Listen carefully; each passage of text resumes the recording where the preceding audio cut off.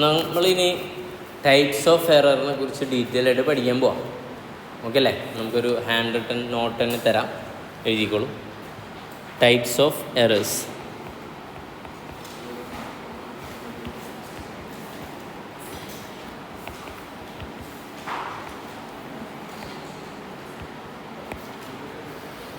Types of errors.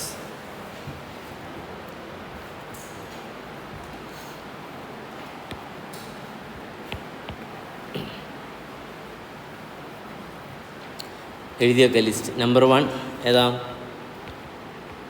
Error of principle.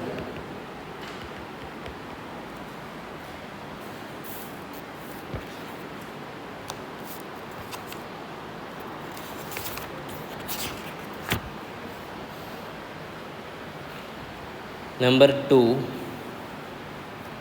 error of omission.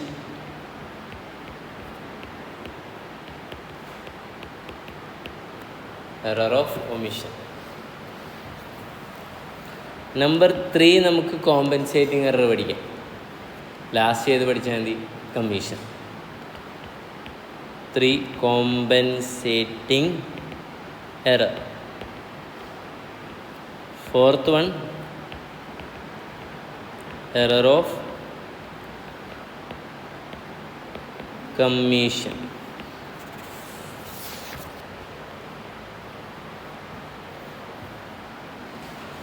Okay, number 1 എടുത്ത് എഴുതാം. Error of principle.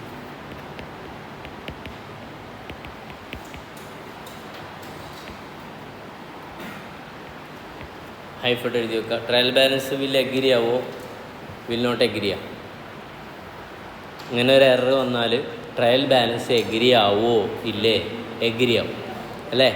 അപ്പോൾ അതാണ് ആദ്യം എഴുതി വെക്കേണ്ടത്. ഹൈഫട്ടിട്ട് trial balance will agree.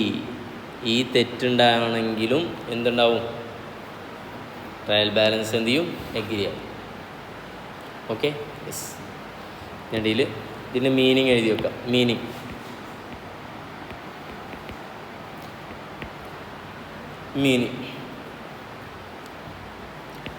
when transactions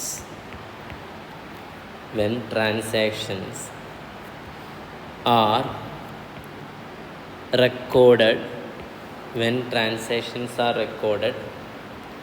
against any accounting principle,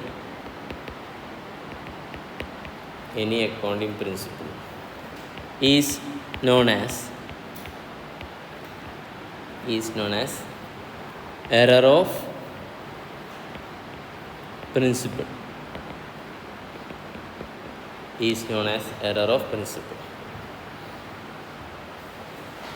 That is journal entry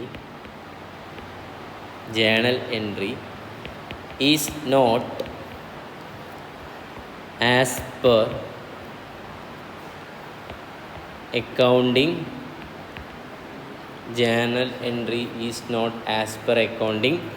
principle. Journal entry is not as per accounting principle. അപ്പോൾ ഒന്ന് meaning എഴുതി. രണ്ടാമത്തെ പോയിൻ്റ് ആയിട്ട് എഴുതാം example.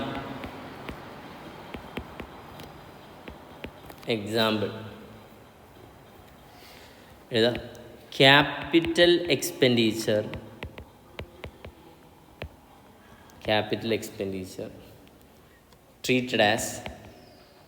treated as revenue expenditure.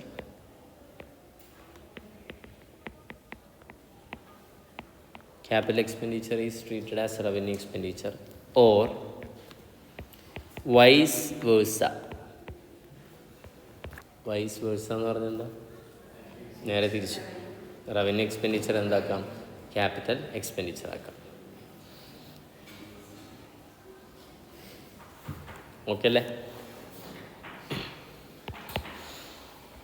ഇതിന് നമുക്ക് 2 എക്സാമ്പിൾ ഇടാം. അടിയിൽ എഴുതാം. എക്സാമ്പിൾ ഏതാ? 1 and 2.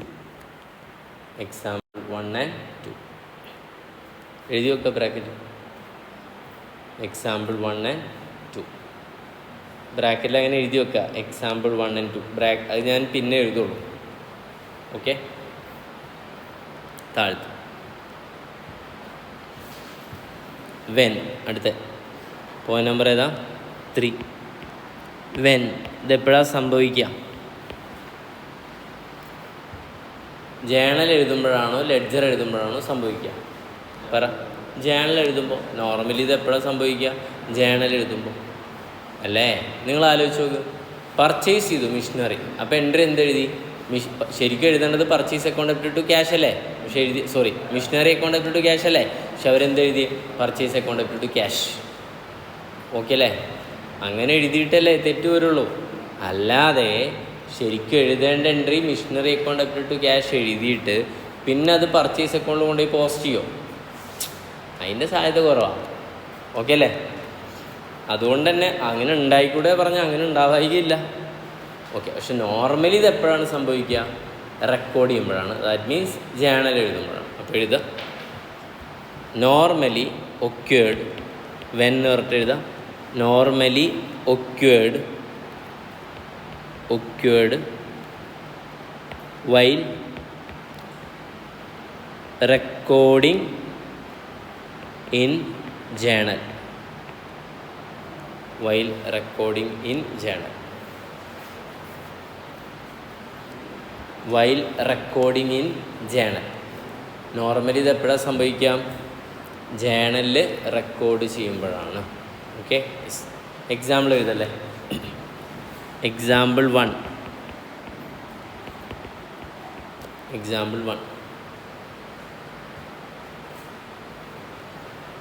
Purchase of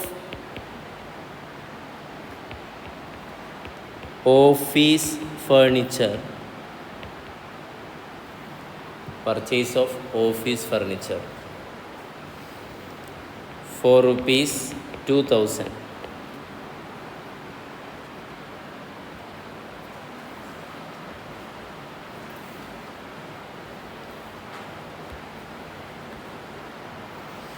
Purchase of office furniture for rupees 2000.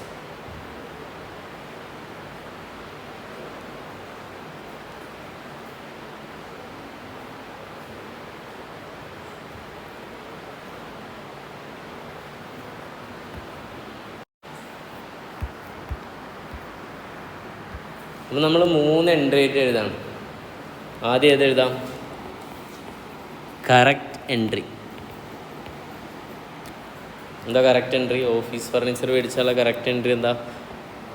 Furniture account debtor to cash.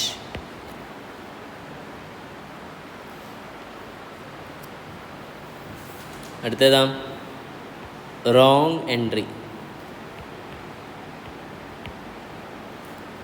ബ്രാക്കറ്റിൽ എഴുതാം ഓൾറെഡി റോട്ട്.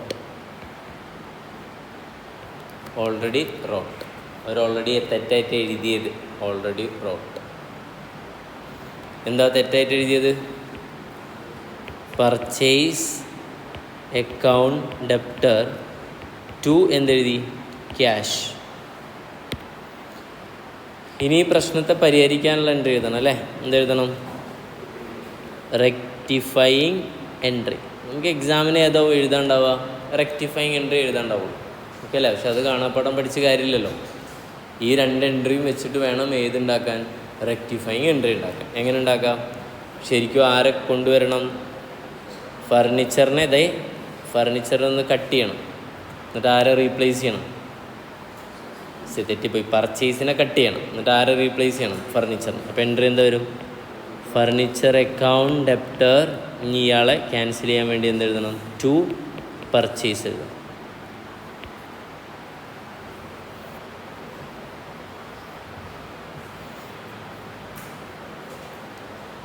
ഓക്കെ അല്ലേ? ഇതാണ് ഒരു എക്സാമ്പിളോട് എഴുതിയിട്ട് ഈ ടോപ്പിക് അവസാനിപ്പിക്കാം. എക്സാമ്പിൾ ഏതാ? 2. എക്സാമ്പിൾ 2 എഴുതട്ടെ. Routine repair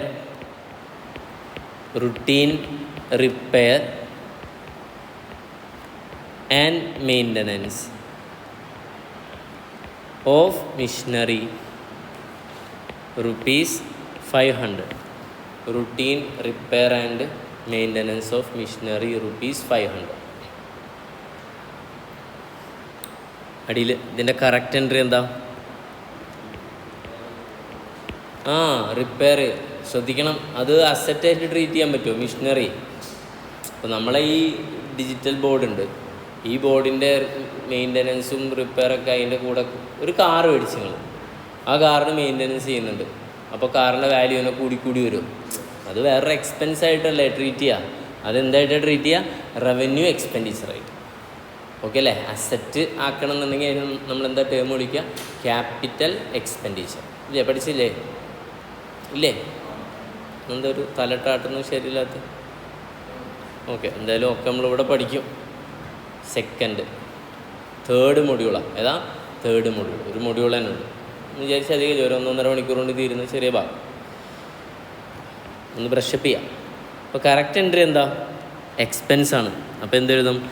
repair and maintenance account debtor to cash. ഇങ്ങനെയാണ് കറക്റ്റ് എൻട്രി എഴുതേണ്ടത്. പക്ഷെ അവർ റോങ് ആയിട്ട് എഴുതിയത് എന്താ? പുതിയ അക്കൗണ്ടൻ്റാ.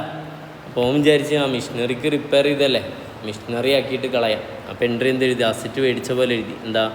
Missionary account debtor to cash. മിഷനറിയുടെ വാല്യൂ കൂടുന്നതാണ് അവൻ്റെ പേഴ്സ്പെക്റ്റീവ്. പക്ഷെ തെറ്റാണ്.